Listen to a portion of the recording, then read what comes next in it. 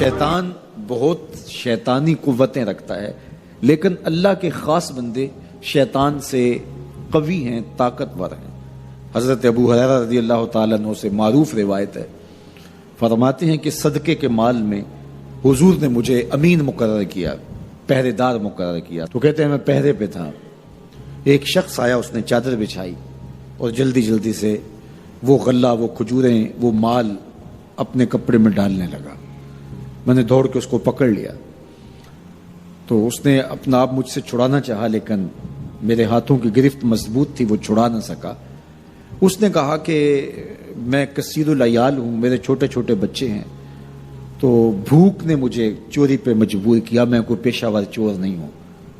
کہتے ہیں مجھے ترس آ گیا، میں نے اس کو چھوڑ دیا۔ خیر رات گزر گئی، صبح ہوئی، حضور کی خدمت میں حاضر ہوا تو آقا کریم نے فرمایا کہ ما فعل اسیرک البارحہ، ابو ہریرہ رات والے چور کا کیا بنا؟ عرض کی حضور وہ بڑا مجبور شخص تھا کوئی، اور اس نے کہا کہ میں پیشہ ور چور تھوڑا ہوں، بچوں کی بھوک نے مجھے یہاں تک پہنچا دیا۔ تو حضور علیہ السلام نے فرمایا جھوٹا شخص ہے، اور سنو آج پھر آئے گا۔ کہتے اگلے دن تو میں طاق میں رہا، تو خیر وہ آیا اور اس نے چادر بچھائی اور غلہ اس چادر میں ڈالنے لگا۔ میں نے جا کے پکڑ لیا، تو اس نے کہا مجھے چھوڑ دے۔ میں نے کہا میں تو نہیں چھوڑوں گا۔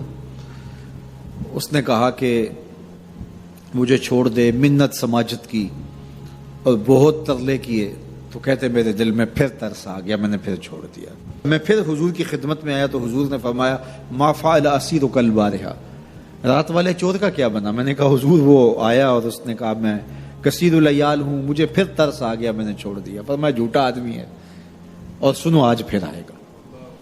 اللہ اکبر! جو ہو چکا وہ بھی حضور جانتے ہیں، جو ہونے والا ہے وہ بھی میرے حضور جانتے ہیں۔ یہ اللہ نے اپنے محبوب کو شان دی ہے۔ تو کہا آج پھر آئے گا۔ کہتے ہیں میں طاق میں تھا کہ وہ آیا، اس نے چادر بچھائی اور غلہ ڈالنا شروع کر دیا۔ تو کہتے ہیں کہ میں پھر پکڑ لیا۔ میں نے کہا آج تو نہیں چھوڑوں گا، آج تو جو حضور کے پاس لے کے جاؤں گا۔ تو جب اس نے ترلے کیے، منتیں کی، میں نے کہا نہیں آج تو کوئی بات نہیں چلے گی۔ ایک دن ہو گیا، 2 دن ہو گیا، اب تیسرا دن ہے۔ اس نے کہا ابو ہریرہ میں تمہیں ایک بات بتاتا ہوں، اگر تمہیں اچھی لگے تو مجھے چھوڑ دو گے؟ کہا بتاؤ۔ کہا کہ جب رات سونے لگو تو آیت الکرسی پڑھ لیا کرو، فجر تک تمہارے پاس شیطان نہیں آئے گا۔ کہتے ہیں بات بڑی اچھی تھی، میں نے اسے چھوڑ دیا۔ حضور کی خدمت میں پہنچا تو پھر فرمایا وہ رات والے چور کا کیا بنا؟ میں نے کہا حضور اس نے مجھے یہ وظیفہ بتایا۔ حضور نے فرمایا بندہ تو جھوٹا ہی تھا، لیکن بات سچی بتا گیا۔ اور پھر فرمانے لگے ابو ہریرہ جانتے ہو وہ 3 دن جو آتا رہا وہ کون تھا؟ میں نے کہا اللہ و رسولہ عالم۔ فرمایا وہ خود ہی تو شیطان تھا۔ 3 دن جو آتا رہا وہ خود ہی تو شیطان تھا۔ اب شیطان بڑا تگڑا ہے، لیکن ابو ہریرہ پکڑے تو چھڑا نہیں سکتا۔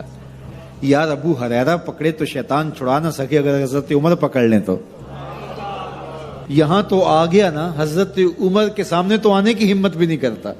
ان الشیطان یفر من ظل عمر، شیطان میرے عمر کے سائے کو دیکھ کے بھی بھاگ جاتا ہے۔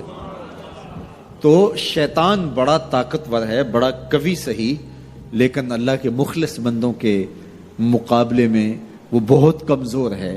اس لیے اس راستے پہ اگر چلنا ہو تو کسی طاقتور کے ساتھ چلیں، تاکہ یہ کمزور سمجھ کے حملہ آور نہ ہو جائے۔